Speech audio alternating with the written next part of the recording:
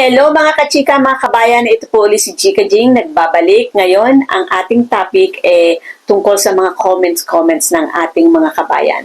Pero bago po yun, ang gusto ko pong sabihin sa inyo na ang aking pong vlog, sa umpisa po ng aking vlog, meron akong konting showbiz chika at na sumunod ang aking topic mismo na tungkol sa ating buhay-buhay. Kaya po ako may konting showbiz chika sa umpisa ng aking vlog kasi mga kachika, mahilig po ako sa mga artista. Mahilig po ako sa ating mga kabayan ng mga artista. Ang paborito ko po si Miss Jessie Mendiola at saka si Sir Luis Manzano. Sila pong mag-asawa ang aking number one na favorite talaga. Siguro sa aking susunod na vlog, pag-uusapan po natin sila Ate B, sila Jessie Mendiola. So, yun po ang aking dahilan kung bakit po ako laging merong konting showbiz chika sa umpisa ng aking vlog. Pero, mga kachika, si Bea Alonso, paborito ko rin siya kasi parang hangang-hanga ako kung paano niya na-achieve yung kanyang narating ngayon. Pero hindi po yun ang ating pag-uusapan. Pero si Sharon Cuneta rin, paborito ko rin talaga siya. Kaya lang, hindi po natin sila pag-uusapan tungkol sa kung bakit sila naging paborito. Ang pag-uusapan natin ngayon yung mga comments ng ating kabayan tungkol sa kanila. So, kinuha ko po yung comments sa Instagram at saka yung kay Ate Christy po, kinuha ko po yung comment, babasahin ko po yung comment from her YouTube vlog sa Showbiz Now na kasi wala po siyang Instagram. So, stay tuned po mga kachika. So guys, umpisahan natin ang pagbasa ng mga comment, pero bago yon, gusto ko muna sabihin sa inyo kung anong araw ito. This is 4 days ago. Ito yung meron silang topic tungkol kay Miss Casey Concepcion, Showbiz Now na. So, ang topic niya dito kasi si Miss Casey nagpadala ng card kay Ate Christy Permin. Ito yung card na sinasabi niya na nagpapasalamat daw si Casey kasi dahil pinagbigyan daw ni Ate Christy Permin yung kahilingan ni Miss Casey Concepcion, which is hindi na nabanggit kung ano yung hiniling ni Miss Casey Concepcion. Kaya naman kung ano-anong kabutihan ang mga sinabi ng mga galamay-galamay ni Ate Christy na si Romel Chica at saka sino nga ba itong si Wendell, yun po, yung dalawa. Kaya papuring-puri sila kay Miss Casey Concepcion. So basahin po natin ang unang comment ng ating kabayan, pero hindi ko nababanggitin kung sino siya. Ang sabi niya, pagkatapos niyong siraan si Casey sa blind item ninyo, tapos ngayon, todo puri kayo sa kanya. Tupperware po ba kayo? So, kabayan, yan po yung sinasabi ko sa inyo na sobrang puring-puri nila si Casey Concepcion dahil nga doon sa pinadalang card. Eto rin, may commenting kay Casey, good job Casey, sabing gano'n. Let's say, sabi nung isa, Casey is really so professional and very beautiful inside and out. A kind-hearted lady just like her mom. Ito ang comment tungkol kay Sharon para kay Ate Christy. Si Sharon pala, yung BI na hindi na sinasagot, PG, tumatawag. Kasi parang ayaw na tapusin ng usapan hanggang magdamag. Ay, oo mga kachika nga pala. Kasi nabanggit dito ni Ate Christy, nag-comment na si Ate Christy tungkol doon sa sinampang demanda ni Miss Sharon Cuneta sa kanya.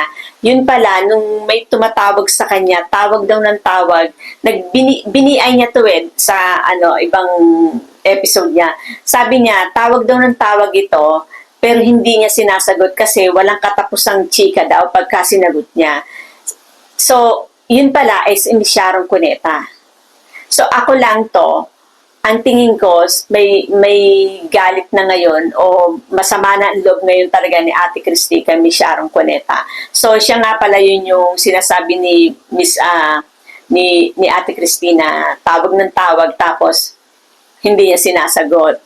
Kaya pala naman. So siguro parang si Miss Sharon medyo nagtampo na rin dahil nga iniiwasan siya. Siguro magpapaliwanag o hindi natin alam ang dahilan kung anong sasabihin niya kay Ate Christy noong mga panahong pinatawagan siya. So let's go back to the comment mga kachika. Sabi niyong iba, never mind those bashers kasi binabas din si Ate Christy tsaka si Wendell at tsaka si Romel sabi don't mind them.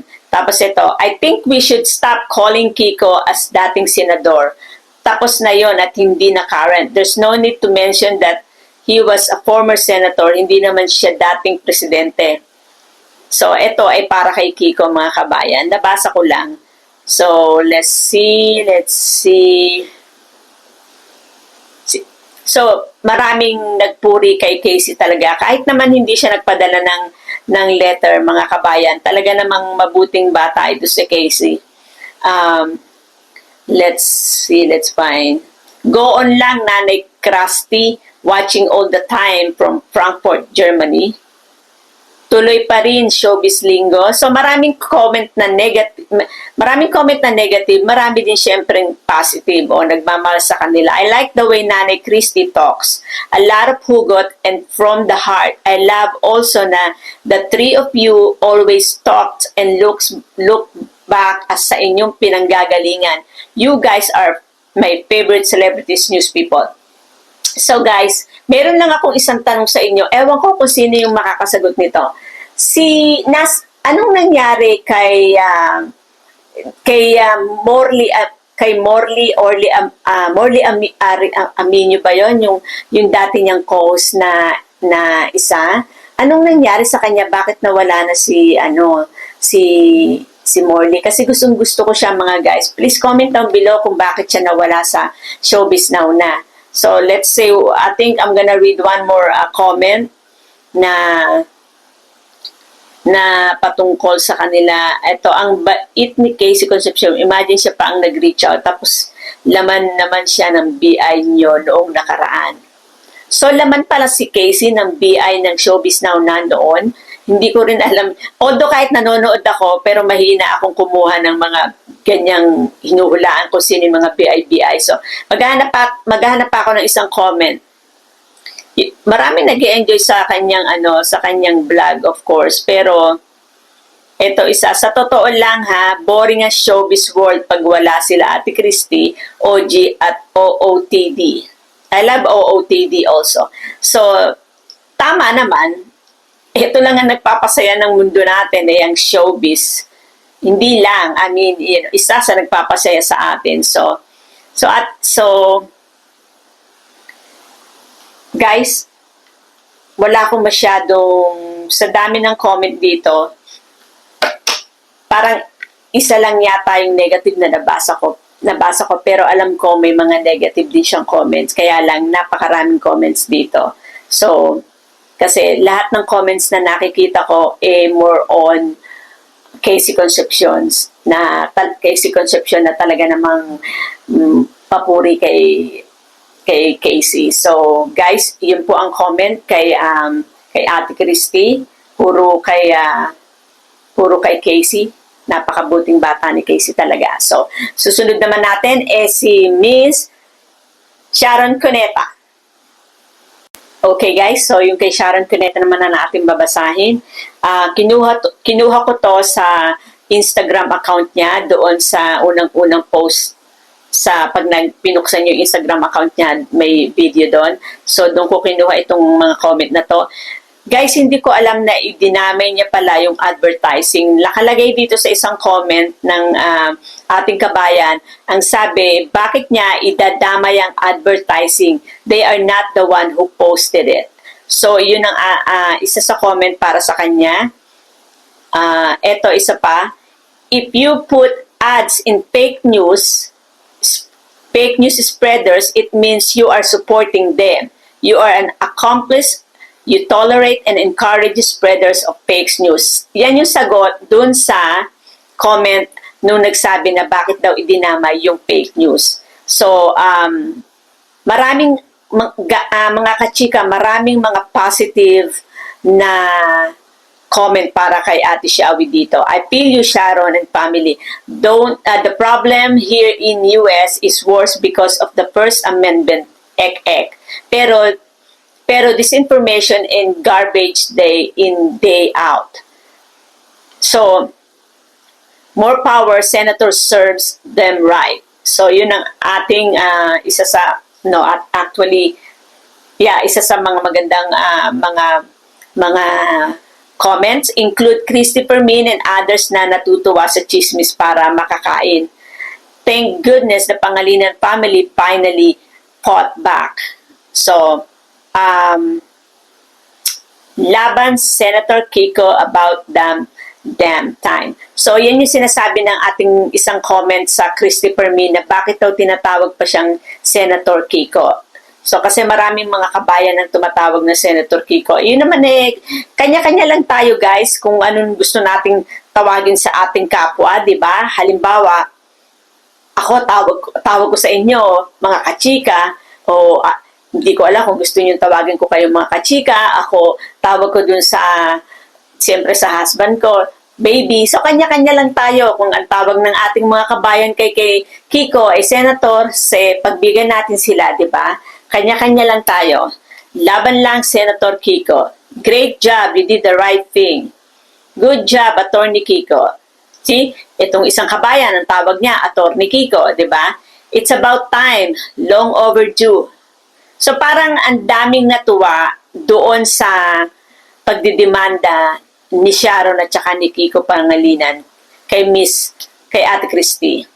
YouTube and other SOCOM platforms should also be held accountable for destroying the lives of many innocent people for spreading lies. Nagpapayaman sila sa pangwawasak sa kapwa, mga agent sila ng kadiliman, malaking kasalanan sa taas at nananahimik sa ganyang mga kurumal-dumal na gawain ng kampo ni Taning. Dahil mabilis na kumakalat ngayon ang kaharian ni Taning sa sangkatauhan.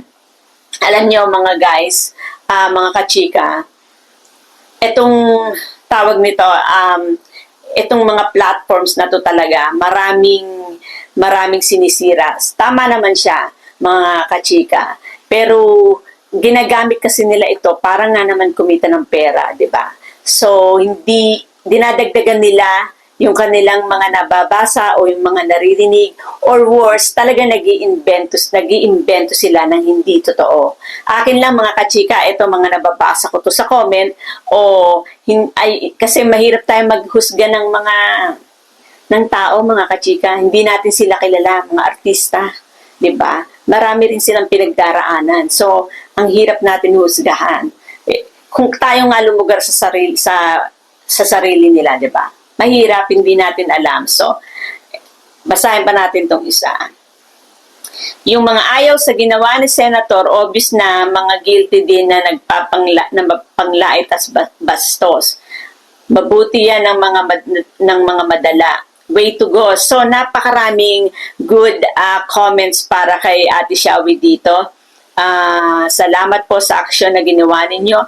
Pero mga guys, mga kachika, may tanong ako, ano ang eksaktong pinanggagalingan ni Ate Shawi at ni Kiko? Paki-comment down below kung ano yung eksaktong paninira na ginawa ni Ate Christie. Kasi na-miss ko yun alam ko ang maraming mga BI pero hindi ko nga makuha yung BI na yon. Pero ano yung talagang sinira o sinabi ni Ate Christie na naapektuhan talaga ng husto si Ate Shawi. Paki-comment po please. So isang comment na lang mga kachika. Yes, napakaraming sumasaludo sa ginawa nila mga kachika. So I hear and sympathize with you and family.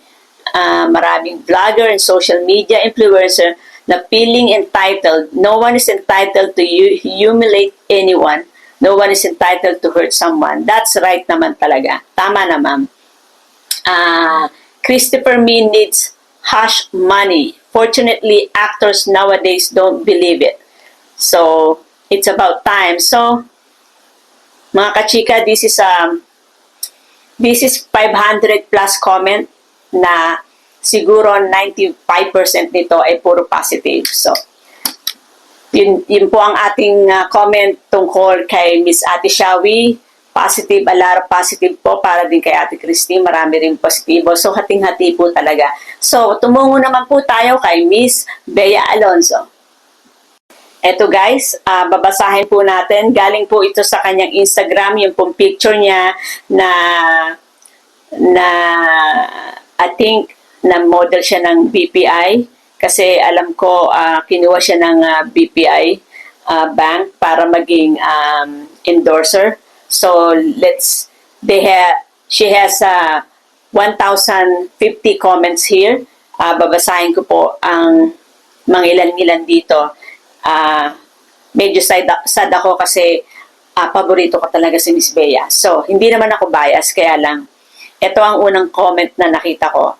Bagsak na karir niya sa pag-arte, di na mabili teleserye niya, lagpak ang ratings, di din naman marunong kumanta at sumayaw, ano ba itatalent niya? Oh my gosh.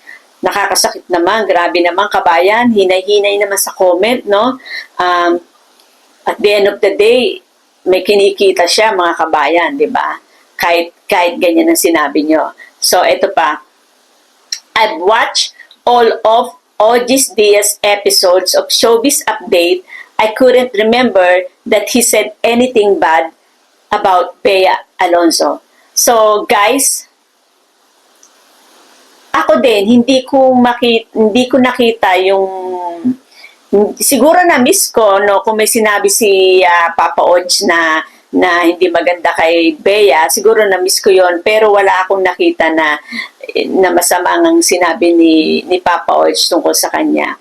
So, itong babasahin ko, guys, ginawa ito ng nung napanood ko si Ate Christy o si Kayla Oji yata na binanggit nila ito na wag na magko-comment kasi baka mademanda. So, itong isang comment dito ingat sa mga comment. Alam naman ninyo, sensitive itong tao na ito, dapat lahat maganda lang ang sasabihin. Di ba ang bait-bait ni Bea, magaling na artista, wala ka nang hahanapin. OA. So, parang naging sarcastic ang kabayan natin dito, mga kachika. Unfollowed. So, in-unfollowed niya, pero nag-comment pa rin siya. So, B, wag naman sana tumanda ka dalaga. So, pati yung binabash nila, na pati yung personal na ni Bea Alonzo talaga namang tinitira ng ating mga kabayan. Wag naman hinay-hinay lang tayo, ha? Hay nako, Bea, tumigil ka na. Gusto mo talaga lagi ka nang napag-uusapan. Wala paninira sinasabi sa inyo ng kampo nila OG Diaz. Oh my goodness. Updated ako ng showbiz update nila si Christopher Min ay talaga naman panirain yun. Si OG hindi yun naninira. Kasi ako lang to, mga kachika, sa akin lang to, ang aking sariling opinion lang ito. Si Ate Christy, talagang prangka Sasabihin niya yung nasa loob niya. Hindi siya natatakot. Basta sinasabi niya kung ano lang yung nasa loob niya talaga. Si Mama Oj, siguro medyo pumipreno pa. Siyempre, ayaw niya talagang makasakit. Naiisip pa niya yung na hindi niya dapat talagang, kahit maraming alam si Mama Oj, hindi niya talagang sinasabi na diretso. Pero si Ate Christy talaga, ang tingin ko sa kanya yung talagang prangka siya. Pero which is sa isang banda, okay din. Kaya lang, pero pag hindi na yung nakakasakit na talaga, siyempre dapat hinay-hinay. At saka mga kachika, si Ate Christy marami ng kasong hinarap siguro yan. Siyempre sa profession niyang ito, 'di ba? Kaya alam niya na siguro kung paano ito laruin. Kung malalaro nga lang, kasi malaking kaso na ito ngayon. Tatlo ang nagsampa sa kanya. So, basahin pa natin mga guys. Wala bashers, biglang natakot ang buntot nila. So, wala na siyang magawa sa buhay niya. Porke mayaman na siya, akala niya sapat na yon. Hindi yan tunay na masaya. I was an avid fan before. I was just so disappointed. avid fan din ako. Lahat nga halos ng perfume ni Bea Alonzo binili ko. Nanood pa ako nung concert niya dito sa California. Pero hindi naman iyon talaga sa ako na disappoint sa kanya. Kasi may sarili siyang dahilan eh. May sarili siyang opinion kung bakit niya ginawa ito. So ito pang isa na ako. Mahaba ito guys. Sabi nito, real talk too. I have nothing against sa pagdemanda, which is tama yan. But you know what?